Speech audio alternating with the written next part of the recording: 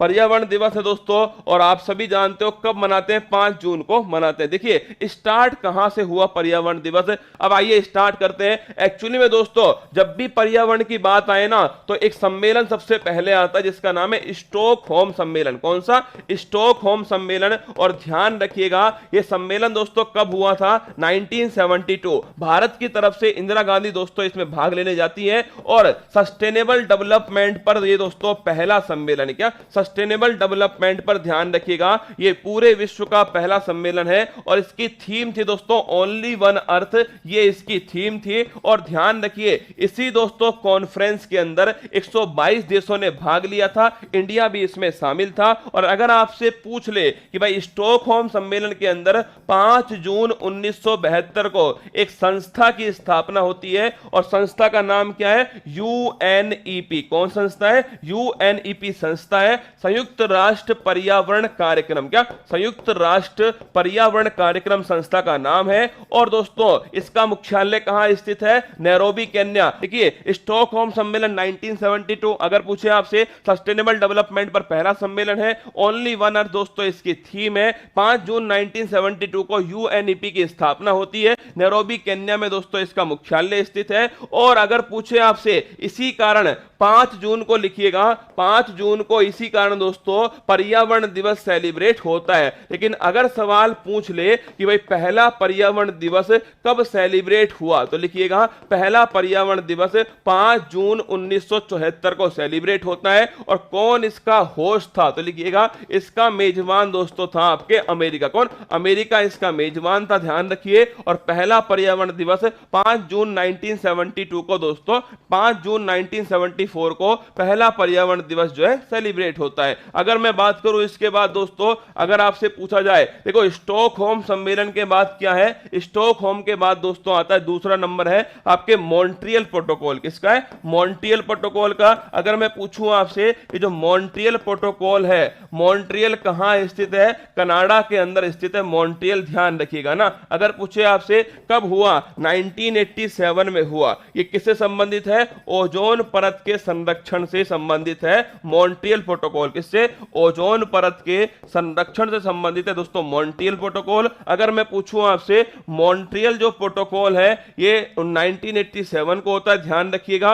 Ozone परत के संरक्षण संबंधित है, कनाडा के अंदर मॉन्ट्रियल स्थान है। एक्चुअली में दोस्तों ओजोन जो परत है ना समताप मंडल में स्थित है, आप सभी जानते हैं। और ये काम क्या करती है? सूर्य की जो अल्ट्रावायलेट किरणें होती है ना उन्हें रोकने का काम करती है। कौन? मॉन्ट्रियल, आपके ओजोन परत। सूर्य की जो आपके पराबैंगनी किरणें उन्हें रोक, इससे नुकसान क्या होता है? स्किन का कैंसर होता है। हुआ क्या दोस्तों, हमने अपने रेफ्रिजरेटर में क्या हुआ? सीएफसी, क्लोरोफ्लोरोकार्बन या फ्रियोन का उपयोग करना स्टार्ट किया। और इस सीएफसी के कारण दोस्तों क्या हुआ? जो आपके ओजोन परत है, इस ओजोन परत का दोस्तों क्या हुआ? डिप्लेशन स्टार्ट हो गया सीएफसी के कारण। तो उसे दोस्तों रोकने के लिए क्या हुआ? मॉन्ट्रियल प्रोटोकॉल हुआ। और ध्यान रखिए 1987 में ओजोन परत के संरक्षण के लिए किया गया। अगर पूछे ओजोन परत का संरक्षण किससे होता है? क्लोरोफ्लोरोकार्बन या फ्रियोन से दोस्तों, इसका आपके ध्यान रखिएगा, इसका दोस्तों डिप्लेशन होता है। और ध्यान रखिएगा अगर पूछे आपसे इसका उपयोग कहां होता है? शीतलक या फिर कूलेंट के रूप में इसका उपयोग होता है। यह हुआ मॉन्ट्रियल प्रोटोकॉल 1987। अगर पूछे आपसे दोस्तों इसके बाद में, अगर मैं पूछूं आपसे 1992 के अंदर दोस्तों क्या हुआ? रियो सम्मेलन हुआ। यह अब तक का दोस्तों पर्यावरण की दृष्टि से सबसे महत्वपूर्ण सम्मेलन है, रियो कॉन्फ्रेंस। ये ध्यान रखिएगा मॉन्ट्रियल प्रोटोकॉल जो है दोस्तों इसकी तारीख भी छाप लेना, 16 सितंबर। कौन रिपोर्ट है? इस क्वेश्चन को भी छाप लीजिए। 1992 में हुआ। अगर पूछे आपसे कहां पर हुआ? ब्राजील के रियो शहर में हुआ। अगला क्वेश्चन आपसे पूछ लेगा, ब्राजील के रियो शहर में हुआ पहला पृथ्वी सम्मेलन है दोस्तों ये। और एजेंडा 21 ध्यान रखना, ये रिपोर्ट का नाम है ना। अगर पूछे आपसे 1992 में हुआ रियो सम्मेलन, ब्राजील में हुआ पहला पृथ्वी सम्मेलन है, एजेंडा 21 दोस्तों ध्यान रखिएगा इसकी रिपोर्ट है। इसी सम्मेलन में ध्यान रखिए दो संस्थाएं सामने आती हैं, एक तो यूएनएफसीसीसी, आपको ये नाम ध्यान रखना ना। अगर पूछे आपसे यूएनएफसीसीसी की स्थापना किस सम्मेलन में होती है? रियो सम्मेलन में होती है। यूएनएफसीसीसी की बात करो, यूनाइटेड नेशन फ्रेमवर्क, क्या यूनाइटेड नेशन फ्रेमवर्क कन्वेंशन, क्या United Nation framework convention to climate change, ये इसकी फुल फॉर्म है। और अगर मैं पूछूं आपसे इसकी स्थापना कब होती है, 1994 में इसकी स्थापना होती है। और दोस्तों इसके द्वारा जितने भी दोस्तों इसके मेंबर थे ना, उन्होंने मिलकर सोचा कि एक मीटिंग की जाए एक साल में, उसे कहते हैं सीओपी, लिखना कॉन्फ्रेंस ऑफ पार्टीज। और तो सीओपी जो है वो किसकी बैठक है, United Nation framework convention to climate change, UNFCCC की बैठक है,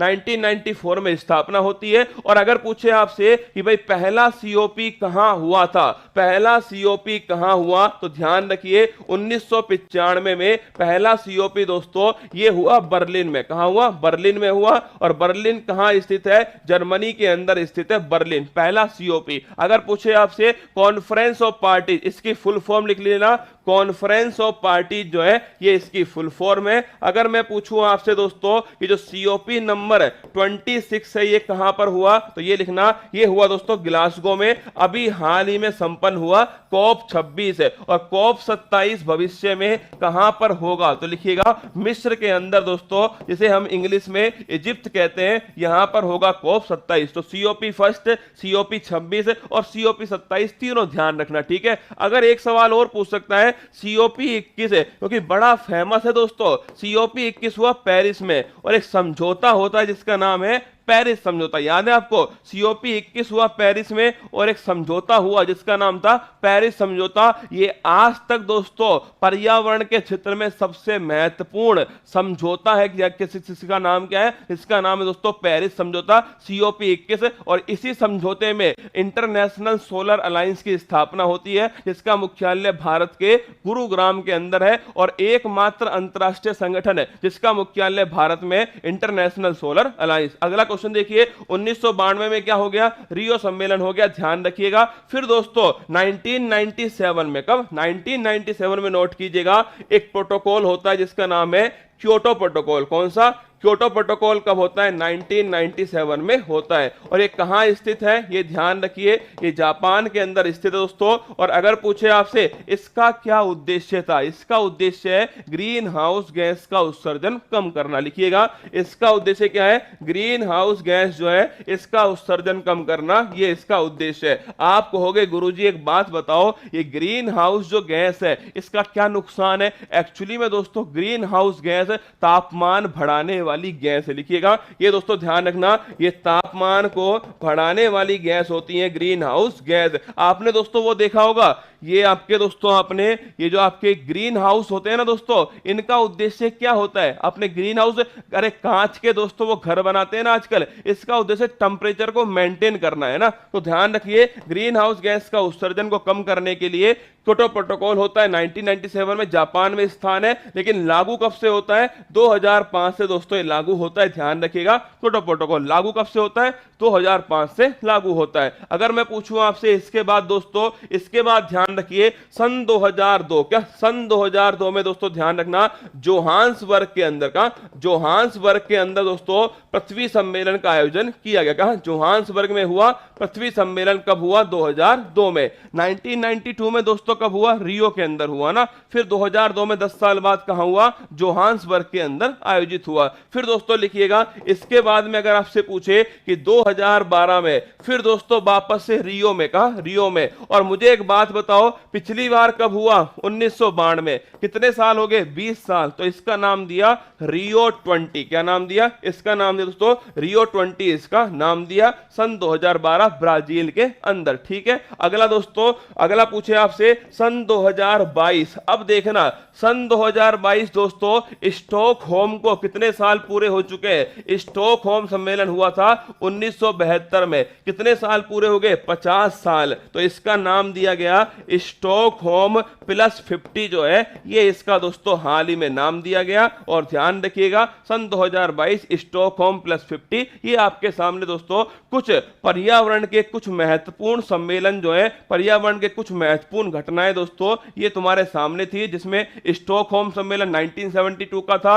इसके बाद मॉन्ट्रियल प्रोटोकॉल 1987 का था, फिर दोस्तों 1992 का रियो सम्मेलन ब्राजील में था, फिर UNFCCC है, फिर दोस्तों COP है आपके सामने, फिर आपके क्योटो प्रोटोकॉल 1997 का है, फिर जोहान्सबर्ग में 2002, 2012 में रियो के अंदर, और 2022 में ध्यान रखिएगा स्टॉकहोम 1972 वाला। एक दोस्तों और लिख लेना, पृथ्वी दिवस कब सेलिब्रेट होता है? क्या अर्थ डे दोस्तों कब सेलिब्रेट होता है? वाटर डे कब होता है? और दोस्तों पूछे आपसे बायोडाइवर्सिटी डे जो है ये कब सेलिब्रेट होता है? तीनों सवाल आपको ध्यान रखने हैं ना। पहला देखना, पृथ्वी दिवस कब होता है? 22 अप्रैल को होता है पृथ्वी दिवस, ठीक है। अगला, वाटर डे कब होता है? 22 मार्च को होता है जल दिवस। और ध्यान रखिए बायोडाइवर्सिटी डे कब होता है? 22 मई को होता है दोस्तों जैव विविधता दिवस है। ये जो जैव विविधता जो दिवस है ना दोस्तों, अगर मैं पूछूं आपसे इसकी खास विशेषता क्या है? देखो, जैव विविधता का मतलब है कितनी प्रजातियां उपस्थित हैं, पौधों की, जंतुओं की, दोस्तों मानवों की कितनी प्रजातियां उपस्थित हैं, वो कहलाता है जैव विविधता, बायोडाइवर्सिटी। अगर पूछे आपसे